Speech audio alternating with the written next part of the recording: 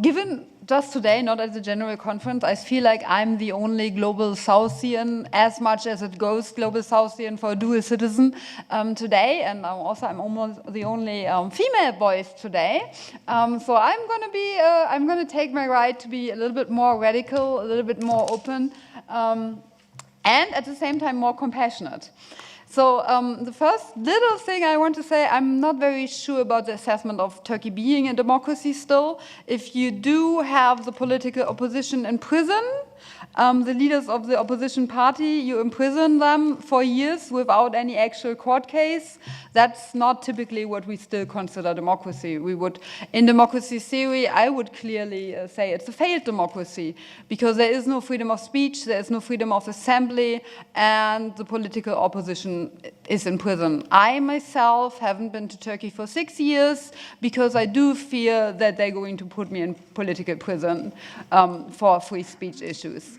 So Turkey at the same time is very much also leading a war in eastern part of Turkey and in Syria. That war with Syria is not within the human rights laws. Like, you can actually bomb your own citizens. That's kind of okay with our laws, but it's not okay to bomb other countries. So I pretty much divert diametrically on the assessment what Erdogan is. Erdogan is a oligarch who is a power-hungry human who does everything for power and not for anything else. So yes, he's helpful with the negotiations with Russia, but that's not for his compassionate nature, but for political opportunism. And there we have to be very careful, right? Lots of times the realists are right? It is about power politics more than it's about human rights. So I want to say that first, there's lots of global Southians here. We know it has never been two worlds, okay? There's rather been 3 worlds, 4 worlds, many worlds. It has never been a binary system. This is how the West frames history, that there is this binary system. I'm also not 100% sure if China sees this as a binary system, as I am observing foreign policy of China a little bit different. There's a very good talk by an investment banker, TED talk by an investment banker called The Tales of Two Systems. Okay, if you haven't watched it, watch it. He's a venture capitalist, and he's talking about how he grew up in China and was told this is the best system, this is how everybody has to live, socialism is what we have to aspire to. And then he went to the US, and that's where he learned the same. Capitalism is the best system, this is what we have to aspire to. But he's saying this was a tale of two systems, because at the end there weren't two systems. Each system was always claiming superiority. So we have, with 33 years of the fall of the Berlin Wall, we do have, the end of history. At least we had the idea of the end of history with Fukuyama. But what do we do with the clash of civilization? We engage in othering. Othering is the process of making the other, the opposite, totally different, right? A lot of times we claim positive things to us, right? The US as the human rights defenders, although a lot of people in the US don't even have clean water. So even their human right to clean water is infringed on. The US has a vast prison population, okay? They're in private prison. And there's a whole prison industrial complex, which is clearly a violation of human rights. So we have to see the other side, not as the other side, but see it in a lot more differentiated ways. Right? The world is not black and white. The world has so many colors, and there's so many subgroups. I also want to disagree with this tribalism idea, because at the same time, when we talk about gender issues, this is not a subgroup, right? This is actually something we should talk about, and this is something we should differentiate about, and we can do it across nations. So I'm way more happy if people organize around LGBTQI rights for positive reinforcement for gaining for human rights than for nationalism. Because what is nationalism doing? nationalism is typically undermining our human tendency for compassion, right? We have the drive for compassion. But nationalism is typically used by elites, by political leaders, by political parties to mobilize around resources, right? It's not about us being different. It's about using difference in order to gain something, in order to get political support. So I'm very happy if the US gets less nationalist. I've lived there. It was unbearable for me as a European how nationalist they were. I have a little anecdote. I was actually a high school student. So I was this high school student, and there was somebody else saying, you know, the US is the richest country in the world. And I was like, by what measurements? And also, you live in a trailer park. Why are you proud of this? Like, what does this do for you?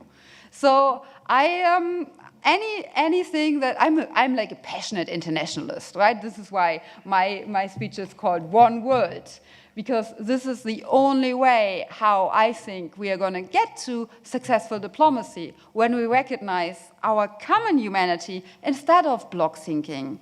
So there's a new danger of like Ukraine, Russia, to bring us to a new block thinking, right? To bring us to the new point where we have again one block against the other. And that's exactly what we shouldn't repeat. And we do that every time we talk about the war, because there's many wars. There's at least 9 other active wars in the world with more human casualties. And I'm very grateful that we at the Academy are talking about Yemen a lot, because that's a very brutal and sad war. And there's many others like Mali and so on. So there's many places in the world that have wars. So anytime we should be reminded not to talk about the war as if this was the only thing. Because what is that? That's actually racism. I've felt that since the start of the Ukrainian war, that there is white racism, like white supremacy got like really like a push, like a strong push, right? It's the Ukrainian refugees get a lot more rights than any others. At the Polish border, there were even black students being stopped to enter, to flee the country. Okay, so from Ukraine to Poland, while we were at the same time in Germany being shown this like compassionate Polish people that do everything for their neighbors Ukrainians, black students were desperately trying to flee Ukraine, but they were stopped at the border. So many different shapes, and that's nationalism, right? That's Polish nationalism, racism, right? This is a piss party. They're actually pronounced like that, okay? It's not me. So the PiS party putting forward a Polish nationalist ideology. And that's true with a lot of right-wing countries. They're using the conflicts. We are seeing that. When we see, there's like this really nice picture where Erdogan is sitting on a high like chair, and then there's a couch, and there's Putin, and I think Lukashenko, and I don't know who's the third one. And Erdogan is making a joke, and they're all like laughing like this. And we have to be aware that those are not the defenders of diplomacy and so on. Those people, all of them, we have to talk to them, and we have to do negotiations. But they're not defenders of any humans. Okay, they're defenders of their own power. They're playing power politics, and they're not playing power politics for their countries. They're not about the strength of the country, right? When we look at Russia, Russia lost so much power during the war, and also it got so obvious that they're less powerful than everybody thought. Right? I'm sure China got promised by Russia that the war is over quickly. 2 weeks before the Russian war started, Putin was in China. They said they're going to put forward a new interpretation of human rights into the world. And surely, because Ukraine, there's a Silk Road, you all know it goes through Ukraine. So surely Russia said it's going to be fast. We're going to do it. It's going to be fast. I'm sure they asked for permission to China. Okay, this is, I cannot prove this, but this is my interpretation of what happened. So this racism by Western nations, by the US, by Europe, and so on, is actually an easy play for nationalists all over the world. Because now nationalists can be, and Erdogan will do that too, look at them, they only care about white people, right? They don't care about you. So it's very easy for nationalists and fascists to mobilize in their countries, anywhere in the world, against white supremacy, and say they're never going to see us as humans anyway. They're always going to see us as second class. And this is what we have to fight against. And this is actually where we have to like dissolve the idea of clash of civilization. And obviously, I'm thankful to my students who says that these ideas are self-reinforcing. If we start believing in those categories, and this is what American foreign policy did a long time. Okay, there's this realist in charge that do believe in those categories. They become real, right? They become facts, social facts.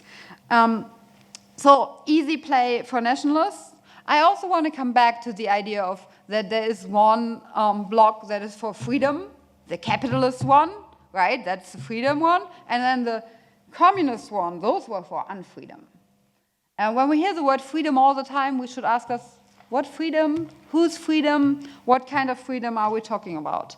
There's a famous article by Isia Berlin, Two Concepts of Liberty. Okay, liberty and freedom, you can see synonymous there. So negative liberty, he defines of freedom from interference, which would be Müller-Rosenthal's idea of freedom. Okay, you don't have to pay so many taxes, the state doesn't really like interfere, you can do as much as you want.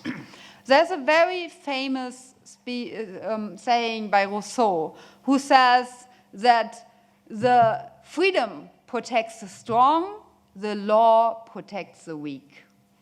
So there's a second idea of liberty, second concept, and that's positive liberty.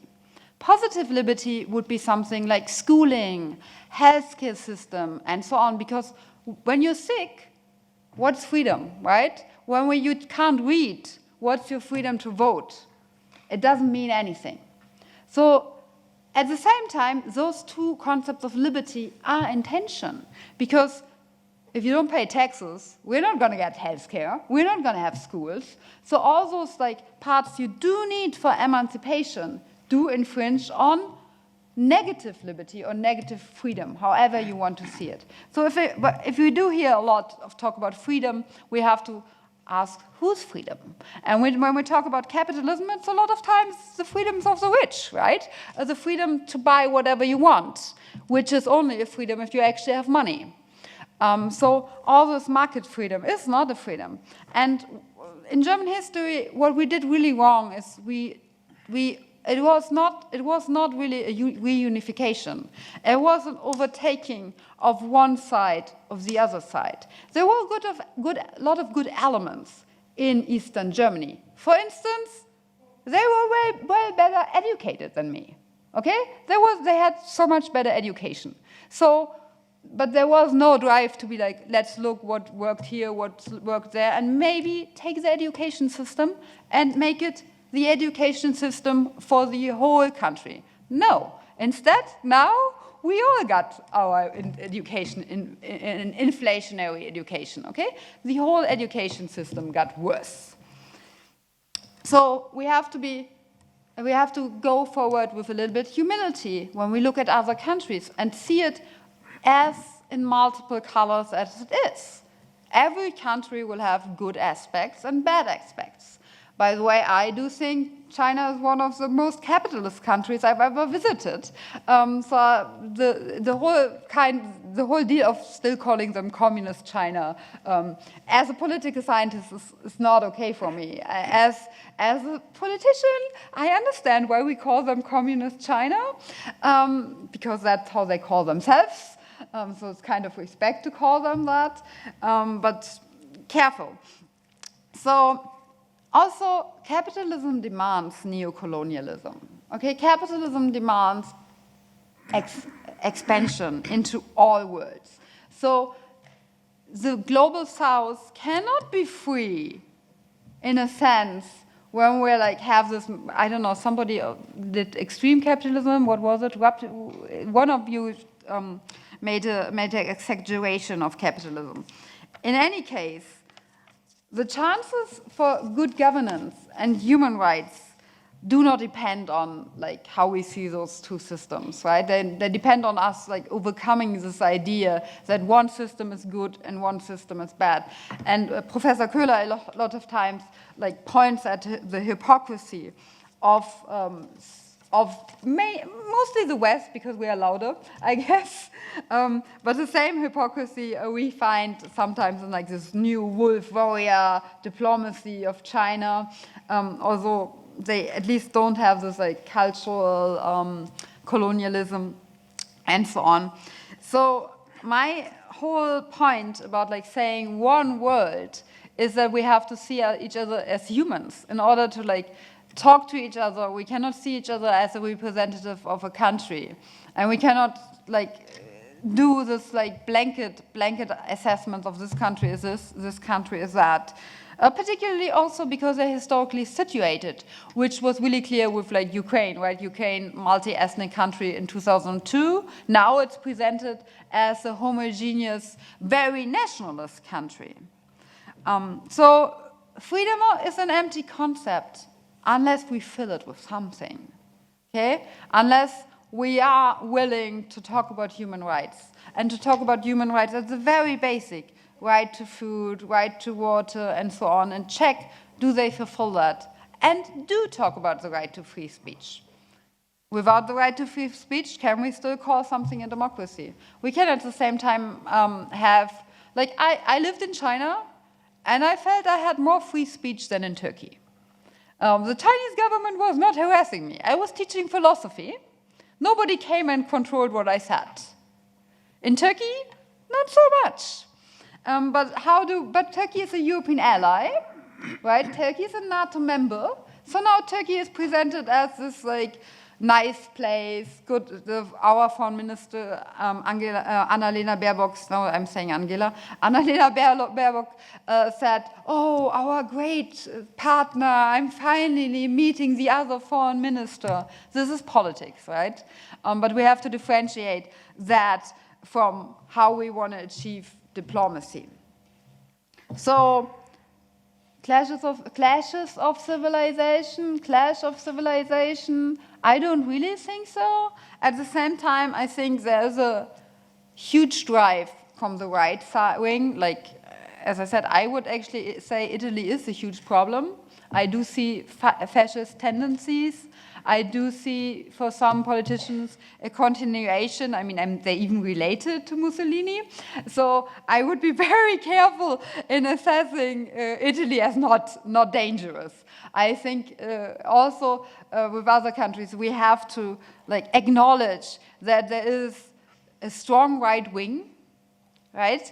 And that this can only be built on grievances, right? When people have grievances. Now in Germany we have this right wing having all these demonstrations because people fear not to have enough food, have too like high electricity bills and so on. So the right wing is working with fear and working with the clash of civilizations, working with othering, working with not seeing the other as a person, as people, but like creating enemies, creating a clash of civilization. So we should pretty much be opposed to that. And in obviously, I don't know, most of you know I'm a socialist, so I do think that actually it's capitalism. I do agree with, I don't know, I didn't hear which Turkish professor it was, maybe it's mine. Very left wing. Very left wing. Türkaya Ataev, one could not be more Ayhan Ayktar. Huh? Ataev, one could not be more left wing than him. Yeah, so probably I do know this guy, and we probably see each other on the same side. But I do agree. I think it's the fight about resources. It's not difference. It's us fighting for resources that makes us not recognize our common humanity. That makes us not recognize that we live on one world that has one climate, in a sense, right? We have different climate zones, that has one water circulating that we like pollute with plastics and so on. So recognizing this commonness also means that we have to like think of all the resources as shared resources, as something we have to share, and as seeing those people in other places as humans and not Ukrainians, not Russians, right? And there I'm very grateful to you that you pointed out that there has been like, I mean, Russian musicians, right, that have nothing to do with the regimes, are not even allowed to concerts anymore. And this is taking their humanity away. And we have to be very careful. And so my whole point about this today was to bring us back to the sense that the lines is not between different countries. The lines are typically between the powerful and the powerless, between those that have a political voice and those that don't have a political voice.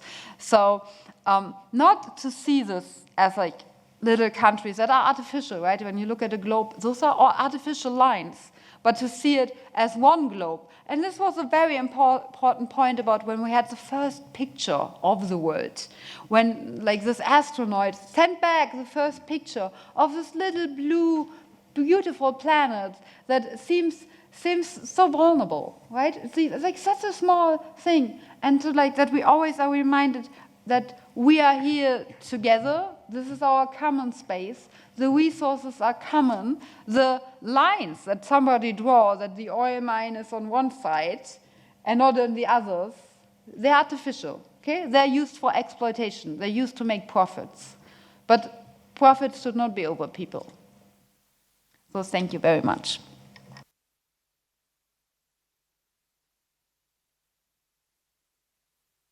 Thank you very much, Didem. I'm sure we've inspired comments and questions. Let's try to take a few, and then we'll move to Professor Bruckner. But who would like to go first? Our only female speaker of the day, as she said, so let's take advantage of the opportunity. Comments, questions, we can debate issues. Okay, at the same time, I think you were first, yeah? Yeah, I didn't understand what you mean by that China is the most capitalist country in the world, where like the economy is fully controlled by the state, which is against the capitalist ideas itself. Okay, that's very easy. There's different forms of capitalism, and we typically call that state monopolized capitalism. How most companies function are like brutally Manchester capitalist. There is no actual labor rights. There is no proper healthcare system. So the money is used to make more money. So it's all about economic growth and not about ending hunger and so on. So I don't know, have you been to China? When you are in China, you see that anything goes as long as you make money. Hi, Professor Didem.